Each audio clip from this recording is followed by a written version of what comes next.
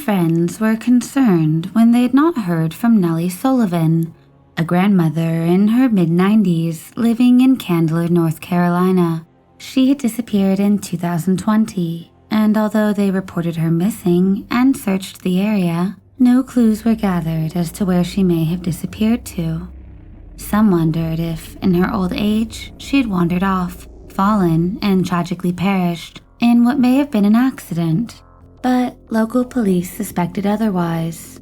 Sergeant Mark Walker told the media that the grandmother had gone missing under what Buncombe County Sheriff's Office said was, quote, suspicious circumstances.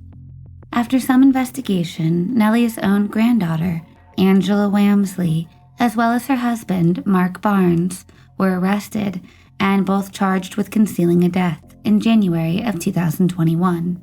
While they were questioning the couple, police wondered if the death was not a natural one but intentional, as Mark Barnes seemed to be intentionally misleading the police as to the whereabouts of the woman's body. During the interviews, the couple directed police to multiple locations where they should dig for Nellie's body.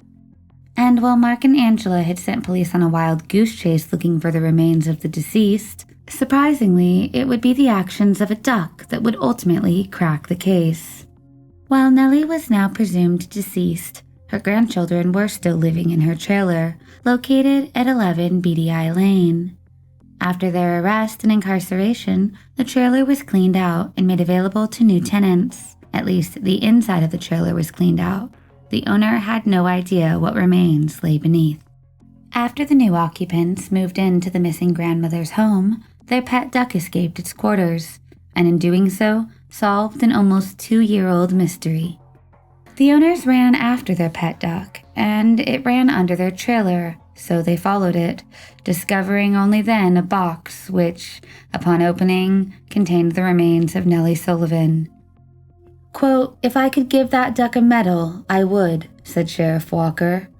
After inspecting the body and the container in which it was located, investigators believe that Sullivan had been murdered in one location and brought back to the trailer in order to be concealed.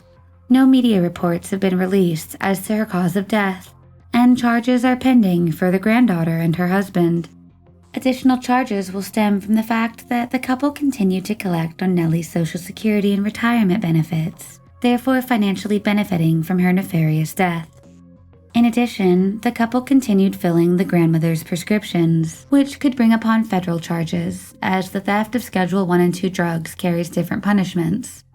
Sheriff Walker ruminates on the injustice of it all. Quote, instead of receiving the care she needed from those that are supposed to love her the most, she received the exact opposite, in the worst possible way.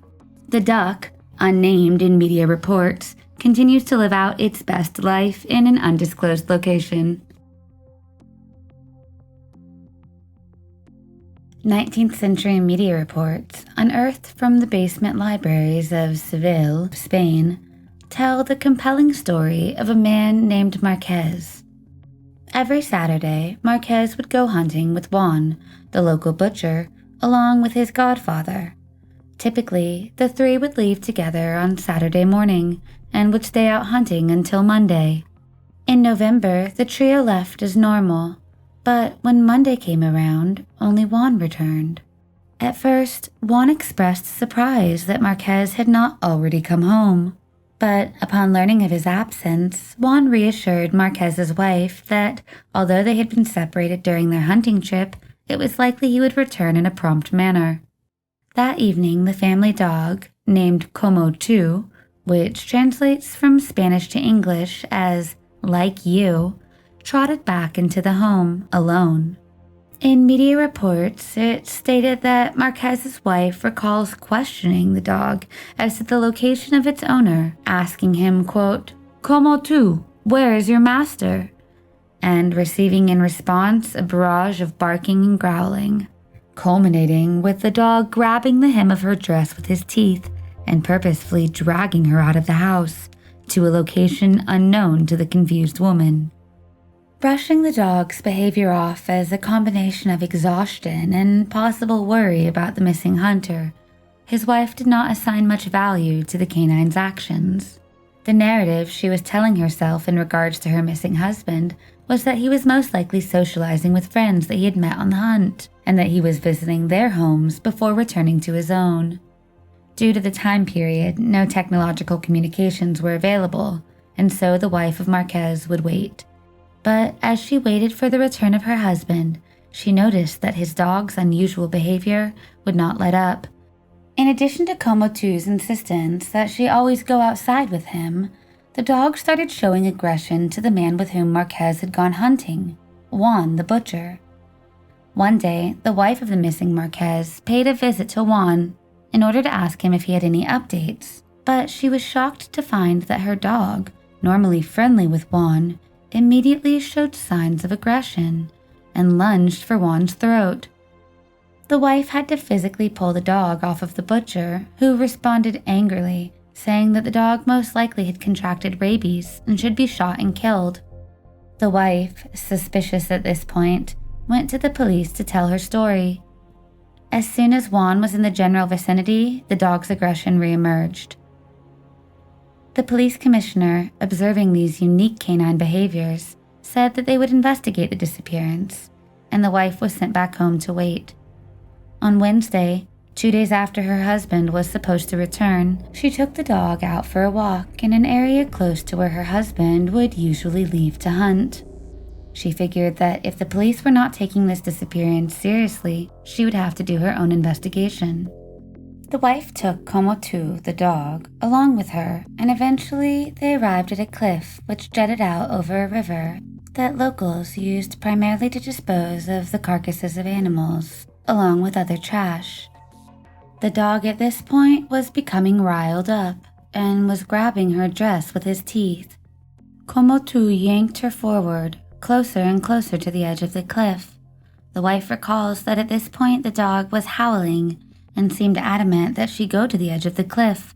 But as the stench of the rotting carcasses reeked, she resisted, instead returning home. On her trip home, she passed the butcher shop, and Como 2, who had calmed down from the incident at the cliff, jumped back into attack mode. He ran into the butcher shop, jumped on a table, and attempted to bite around the neck of the butcher. While she did not say anything directly to Juan, instead playing dumb and finding a reason to leave, the wife of Marquez did not return home, changing course instead to the police station. She again questioned the police about the whereabouts of her husband, and recounted to an officer the strange occurrence with her dog at the butcher's. Saying nothing, the police sent the worried wife home again. But that next day, they dispatched investigators to the cliff, which Marquez's wife complained reeked of rotting animals. When the police commissioner arrived at the scene, he was shocked to see that he was not the only one there. Juan, the butcher, a close friend of Marquez at one point, was now at the base of the cliff, furiously attempting to pull clothing soaked in blood off of a corpse. Juan was not alone, as he had paid 2 other men to help him dispose of the body. His plan was to strip the body bare before allowing the river to do the work of decomposition. Upon being caught red-handed, literally as he was soaked in the rotting blood of his friend, Juan eventually confessed to the murder of Marquez. He claimed that he and Marquez had gotten into an argument over who had actually killed one of the partridges that they had shot. He said that his godfather had died in the argument, although it is unclear who was responsible for that death. However, eventually both hunters found themselves with loaded shotguns, facing one another. And while Juan claims that he was initially firing at Marquez simply to disable him, in his drunkenness and anger he continued the attack by butting him in the head with the base of the shotgun, causing not just the disablement, but the death of Marquez.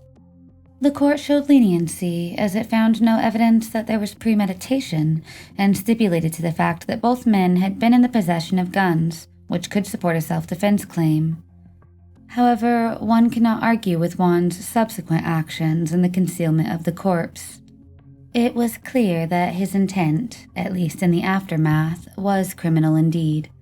With this in mind, the Court of Seville sentenced Juan to 5 years in the galleys, while the men who were offered money to dispose of the corpse were given 6 months in prison. Because Como too, Marquez's trusty companion, had witnessed the entire altercation, his subsequent aggression towards Juan could not be denied to even police officers. And this is thought to be the first time in recorded history that the actions of a dog can be attributed to not simply sniffing out the remains of a murder, but finding the perpetrator as well.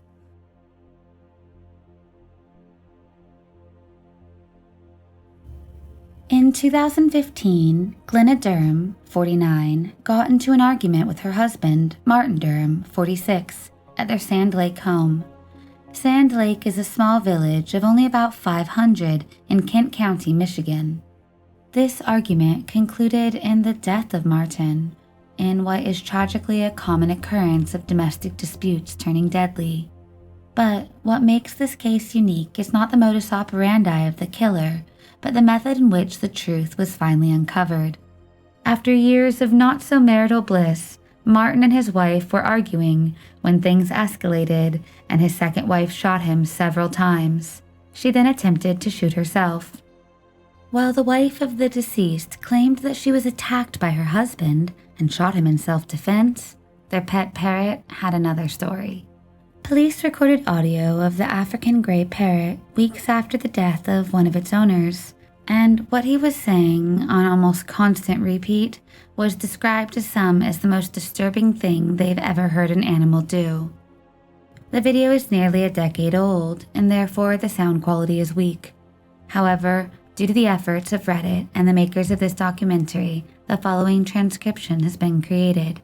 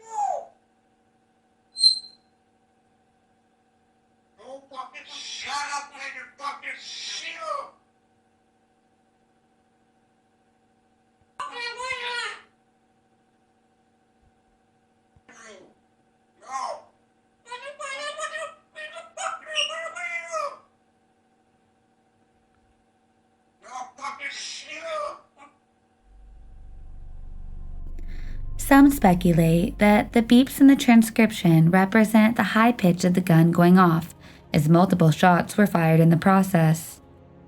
The parrot had been owned by Martin and his first wife for 20 years prior to them divorcing. The parrot, loyal to both but particularly connected to Martin, remained in his care and became part of his new life with his second wife. African gray parrots have a long lifespan and have a tendency to create a deep, almost familial bond with their owners. After the death of Martin, custody of the bird went back to Martin's first wife, and a few weeks after the murder, the bird started reenacting what had actually happened. The first wife says that the outbursts started little by little until the bird was able to almost entirely reenact the drama of the crime. The first wife noticed that the clever bird even was able to utilize different tones to denote whether a man or a woman was talking. The court showed no leniency to the cold-blooded killer, as the crime evidently was premeditated. Records show that Martin's wife utilized her phone's internet browser in order to look up several websites related to Ruger guns. Search terms include Ruger Inside and Out, Ruger Safety Blue Book, and Ruger New Model 6 Single-Action Revolver. While the parrot was not subpoenaed to testify, Glenna has been convicted to life in prison.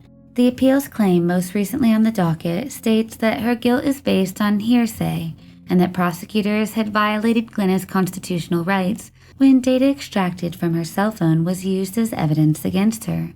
But after hearing this assertion, the appellate court denied the request for a new trial and ordered Glenna to carry out her life sentence for first-degree murder as originally ordered.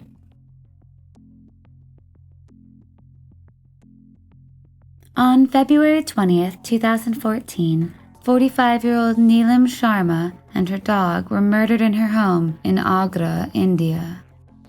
Neelam was a housewife, while her husband, Vijay Sharma, worked as an editor for a newspaper. Neelam loved animals and had 2 pets, a dog and a parrot. On February 20th, her husband returned home to find his wife's body and immediately notified police.